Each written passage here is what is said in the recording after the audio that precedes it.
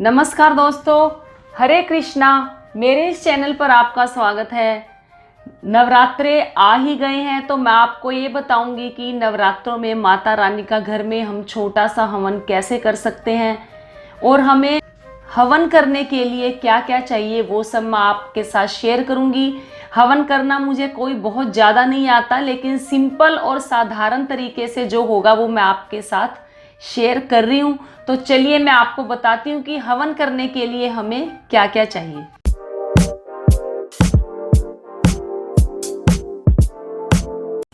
चीकोज recipes को subscribe करें, bell icon को टैप करें ताकि मेरी हर वीडियो की नोटिफिकेशन आप तक सबसे पहले पहुंचे।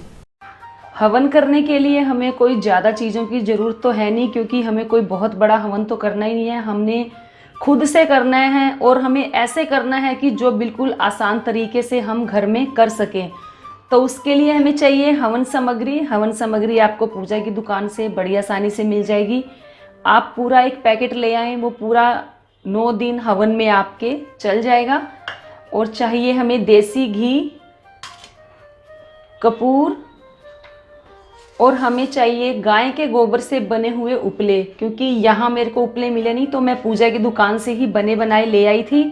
अगर आपको गोल और बड़े मिल जाएं तो आप वो भी ला सकते हैं। फिर हमें चाहिए जिसमें हमें हवन करना है, या तो आप पूजा की दुकान से ही हवन कुंड ले आएँ। उसमें आजकल तो बहुत ही छोटे छोटे हवन कुंड मिल जाते हैं। अगर आपको नहीं भी मिल पाते तो आप जो मटके का ढक्कन होता है वो थोड़ा बड़ा होता है, आप उसके अंदर भी ये हवन कर सकते हैं। तो सबसे पहले हमें इन उपलों को जलाना है। इसे हम गैस पर रख कर जलाएंगे।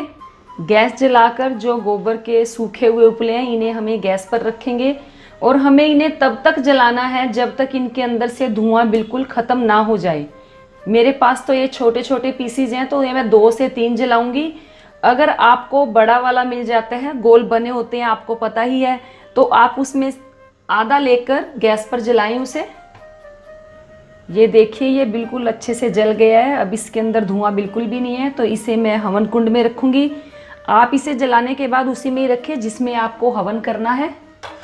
तो सबसे पहले आप एक गंगा जल का छोटा सा पात्र ले लें या छोटा लोटा ले लें, उसमें प्लेन पानी भी रख सकते हैं। फूल ले लें कोई, उससे पहले अपने ऊपर गंगा जल छिड़क कर अपने आप को शुद्ध करें।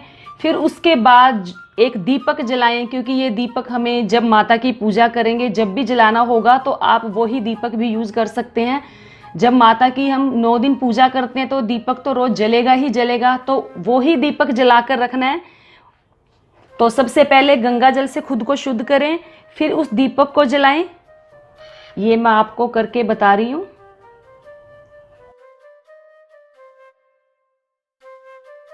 उसके बाद हमने जो हवन कुंड में हमने लकड़ियाँ तो लगानी नहीं है, हमने उपले ही रखे हुए हैं। तो अग्नि तो समझ लो हमने पहले प्रज्वलित की ही हुई है। तो हम हाथ जोड़कर बोलेंगे कि हे अग्निदेव, मैं जिन देवी देवताओं के नाम से यह हवन कर रहा हूँ उन देवी देवताओं तक पहुँचाने का कष्ट करें। फिर हमें जिस भी मंत्र की आहुति देनी होती है, या अपने कोई गुरु मंत्र होता है या गायत्री मंत्र है, या आपको महामृत्युंजय मंत्र की कोई भी मंत्र की आहुति देनी होती है, तो उसके बाद हमें स्वाहा बोलना होता है।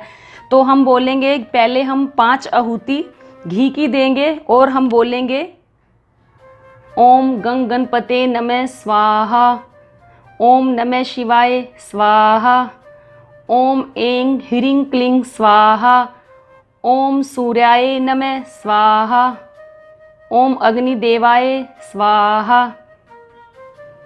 अब 5 आहुति हमने शुरू में हमें ओम गंग गणपते नमः स्वाहा बोला, क्योंकि सबसे पहले पूजा में गणपति जी को याद किया ही जाता है। फिर उनके पिता, जब भी हवन होता है तो शिव शंकर के बिना तो समझो संपूर्ण हवन माना ही नहीं जाता। फिर हमने माता की भी करी। इस तरह से हमने 5 आहुतियाँ दी, घी की दी है। और अब हम हवन सामग्री से करेंगे। तो इससे पहले हम आग को प्रज्वलित करेंगे। जो कपूर हम इसके अंदर डालेंगे, चिमटे से हमें कपूर को पकड़ना है और जो हमने दिया जलाया हुआ है उस दिए में से अग्नि लेंगे और हमें इसे जो हवन कुंड है उसमें डाल देंगे। फिर हम बोलेंगे ओम दुर्गा देवी नमः स्वाहा, ओम शैलपुत्री देवी नमः स्वाहा। ओम ब्रह्मचारिणी देवी नमः स्वाहा। ओम चंद्रघंटा देवी नमः स्वाहा। ओम कुष्मांडा देवी नमः स्वाहा। ओम स्कंद माता देवी नमः स्वाहा। ओम कात्यायनी देवी नमः स्वाहा। ओम कालरात्रि देवी नमः स्वाहा। ओम महागौरी देवी नमः स्वाहा। ओम सिद्धिदात्री देवी नमः स्वाहा। तो इस तरीके से हम 9 देवियों की आराधना करेंगे और 9 देवियों का नाम लेकर हम हवन करेंगे। एक तो आप ये कर सकते हैं, और एक अगर आप चाहो तो एक ही मंत्र है, वो है ओम ऐं ह्रीं क्लीं चामुंडाय विचे स्वाहा। आप इसी एक मंत्र की या तो 108 आहुति दें या दें 11, 21, 31, जो आपको ठीक लगे आप उतनी आहुति दें। ये 9 माताओं की आहुति देने के बाद हम नवग्रह की भी पूजा करेंगे, ताकि हमारे 9 के 9 ग्रह जो हैं वो शांत रहें। ओम ब्रह्मा मुरारी स्त्रीप्रांतकारी भानु शशि भूमि सुतो बुधश्च गुरुश्च शुक्र शनि राहु केत्वा सर्वे ग्रह शांति करा भवन्तु स्वाहा। गुरुर्ब्रह्मा गुरुर्विष्णु गुरुर्देवो महेश्वरा गुरुर् साक्षात् परब्रह्म तस्मै श्री गुरुवे नमः स्वाहा। उसके बाद आप गायत्री मंत्र की भी दे सकते हैं। ओम भूर्भुवः स्वः तत्सवितुर्वरेण्यं भर्गो देवस्य धीमहि धियो यो नः प्रचोदयात् स्वाहा। लास्ट में हमें महामृत्युंजय मंत्र की आहुति जरूर देनी है, क्योंकि शंकर भगवान के बिना यज्ञ जो है पूर्ण नहीं माना जाता। तो हम महामृत्युंजय मंत्र से बोलेंगे ओम त्र्यंबकम यजामहे सुगंधिम पुष्टिवर्धनम उर्वारुकमिव बंधनात् मृत्योर्मुक्षि यमामृतात् स्वाहा। तो ये हमने अपने गुरुजनों की भी मंत्र की भी आहुति दी और महामृत्युंजय मंत्र की भी आहुति दी, और हमने सभी ग्रहों की शांति की भी आहुति दी। ये सारी आहुति देने के बाद हमें आरती करनी है, माता की भी आरती करनी है, और हो सके तो ओम जय जगदीश हरे की भी आरती करें। उसके बाद भोग लगाएं और घर में उसका प्रसाद सबको बांटे। तो ये था छोटा सा हवन, जैसा मुझे आता था वैसा मैंने आप लोगों के साथ शेयर किया। उम्मीद करती हूँ कि आपको ये ज़रूर समझ भी आ गया होगा और अच्छा भी लगेगा, और आप अपने घर में भी हवन ज़रूर करें, क्योंकि ये छोटा सा हवन है, इसमें कोई बहुत देर नहीं लगती है, ताकि आपके घर के अंदर सकारात्मक ऊर्जा का निवास हो। तो ये था हवन। मैं अपने घर में हवन कैसे करती हूँ, मुझे हवन करना इतना नहीं आता, लेकिन ये है कि आपके मन में भाव होने चाहिए जिसके लिए आप हवन कर रहे हैं। जैसे माता दुर्गा के लिए हवन कर रहे हैं, तो आप अपने मन में माँ दुर्गा का ध्यान करते हुए हवन करें, तो आपकी इच्छा भी पूरी होगी और आपको घर में भी बहुत अच्छा लगेगा।